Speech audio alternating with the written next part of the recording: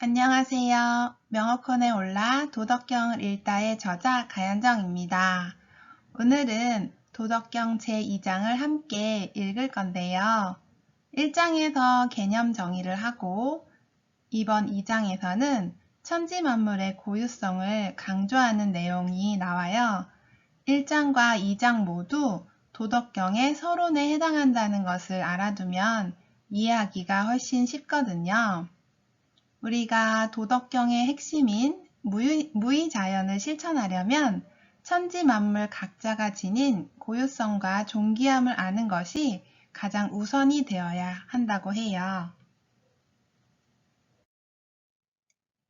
명어콘에 올라 도덕경을 읽는 그 시간을 언제나 함께 해주시면 이렇게 아름다운 배롱꽃 만발한 명어콘에 앉아있는 느낌으로 함께 해주신다면 도덕경이 더 이상 어려운 책이 아니라 내 삶을 기쁘고 즐겁고 또 인생살이가 조금 더 수월해지지 않을까요?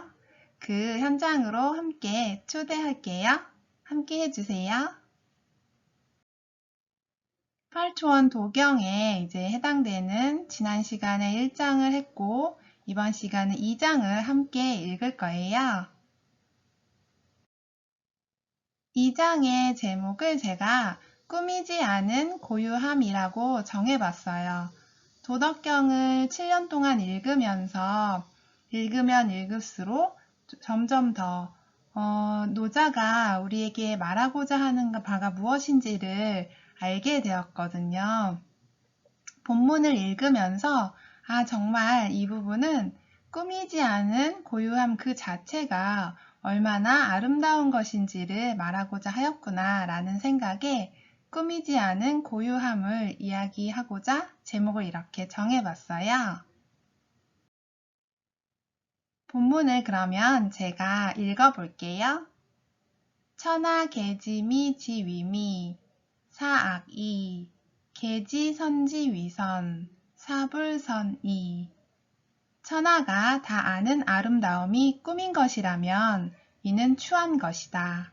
천하가 다 아는 착함이 꾸민 것이라면 이는 착한 것이 아니다. 고유무상생, 난이상성, 장단상교, 고하상경 그러므로 있고 없음이 함께 살아가고 어렵고 쉬움도 함께 성립되고 길고 짧음도 함께 견주고 높고 낮음도 함께 지경을 이루며 음성상화, 전후상수, 시성인 처무위지사 악기소리와 목소리도 함께 어울리고 앞과 뒤도 함께 따른다. 따라서 성인은 꾸밈없이 일을 처리하고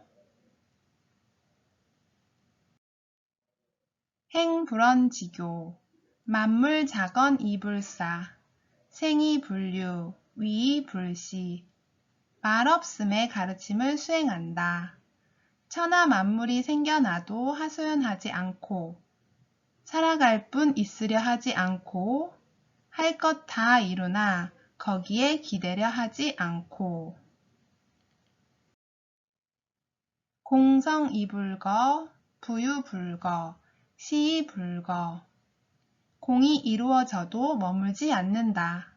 대체로 보아 오직 이룬 공에 머물지 않고 이로 인해 허사로 돌아가지 않는다.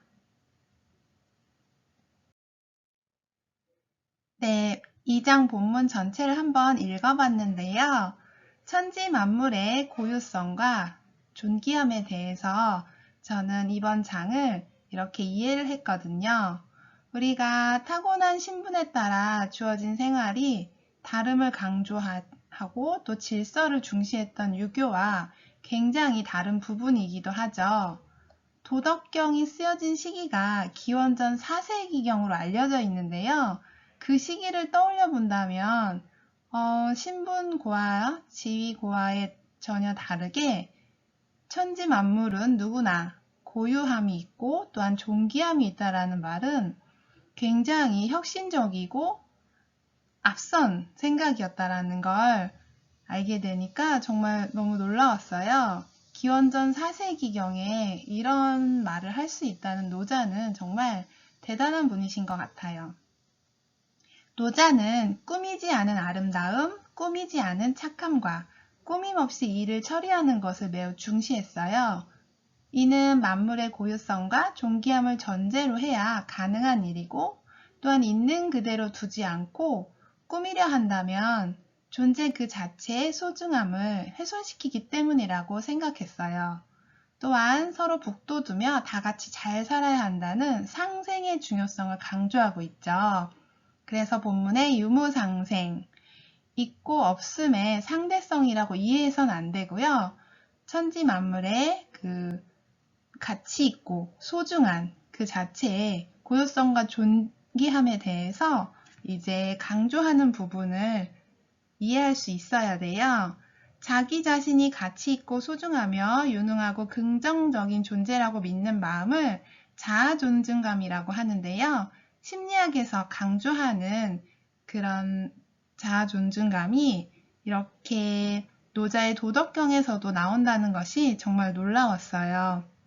자신이 얼마나 소중한 존재인지 스스로가 아는 것에서부터 출발하는 그런 내용이고요.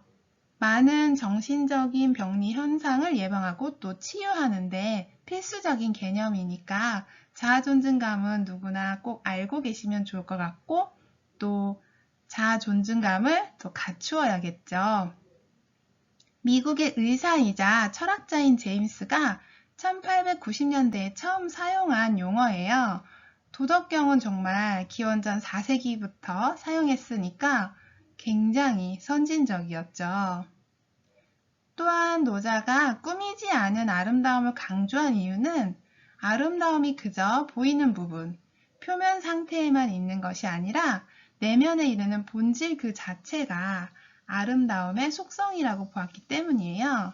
아름다움의 기준이 획일적일 수 없는 이유이죠. 오늘날 젊은 여성들이 아름다움에 대한 획일적인 기준을 가지고 커다란 눈, 날렵한 콧날 이런 것들을 가지기 위해서 성형수술을 받으려 하는 모습을 노자가 봤다면 무슨 말을 할까요? 굉장히 따끔하게 뭐라고 했겠죠. 하지만 오늘날 세상이 원하는 기준에 맞추기 위해서 어쩔 수 없이 외모를 꾸미는 거에 라는 변명은 통하지 않는다고 생각해요. 왜냐면 자아 존중감 이야기 했잖아요. 나 스스로 내가 얼마나 가치 있고 소중한 존재인지, 그리고 유능하고 긍정적인 존재라는 걸 내가 나 자신에 대해서 그렇게 믿는 것이 가장 중요하거든요. 다른 사람의 그런 평가나 칭찬이 나의 존재 가치를 정해주는 게 아닌 것을 다시 한번 꼭 기억했으면 좋겠어요. 그 다음에 또 2장에서 노자가 강조하고 싶은 것은 성인의 말없이 행하는 가르침이라고 생각을 해서 제가 정리해 보았는데요. 원래 도덕경은 정치서이기 때문에 여기에서 성인이라는 뜻은 올바른 통치자, 정치 지도자를 의미해요. 하지만 오늘날 우리들이 도덕경을 읽는 이유는 나의 인생을 정말 무의자연의 상태, 무엇이든지 술술 풀리는 인생 비결을 찾고자 읽게 되는 거거든요. 그래서 여기에서 나오는 성인을 일반인인 우리가 읽을 때는 나의 인생을 통치하는 성숙한 사람으로 보면 될 것 같아요. 그래서 과거에 노자의 도덕경 쓰일 때는 임금님을 뜻했을 테고, 또 정치 지도자로서 이 책을 읽을 때는 정치 지도자를 뜻하는 게 성인이라고 하지만, 일반인인 우리가 읽을 때 성인은 성숙한 사람이라고 보면 좋을 것 같아요. 부모라면 누구나 자식이 잘 되기를 바라고 이런저런 좋은 이야기 많이 해주죠. 그렇지만 그 어떤 좋은 말도 말없이 행하는 가르침만큼 효과를 나타낼 순 없어요. 그래서 솔선수범이라는 말 많이 하죠. 정말 자녀가 성장할수록 솔선수범이라는 말이 뭔지 더 절실히 알게 되는 것 같아요. 또한 무엇에 대한 성과를 내거나 베푼 것에 대하여 기대지 않는 것, 또 자랑하거나 바라지 않는 것이 성인의 마땅한 모습이라고 하고 있어요. 제가 이제 시부모님을 모시면서 농사를 짓는 이유가 만약에 남에게 인정받고 칭찬을 받기 위한 것이었다면 제 일상은 무척 힘들었을 거예요. 하지만 서울에서 담양으로 귀농해서 시부모님을 모시고 농사짓는 종갓집 며느리의 일상이 정말 신나고 즐거울 수밖에 없는 비결은 제가 중학생 시절부터 무의자연을 꿈꾸면서 자연 속에서 살아가기를 원했고 또 지금 그 꿈을 이룬 데 있는 것 같아요. 그래서 오늘 도덕경 2장을 함께 읽으면서 나의 정말 내 자신이 가지고 있는 고유한 그리고 그 존귀함에 대해서 다시 한번 생각해보는 시간이 되었으면 좋겠고요.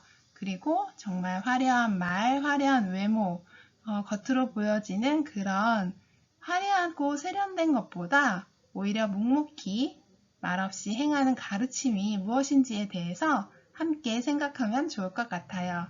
어때요? 도덕경 읽기 그렇게 어렵지 않죠?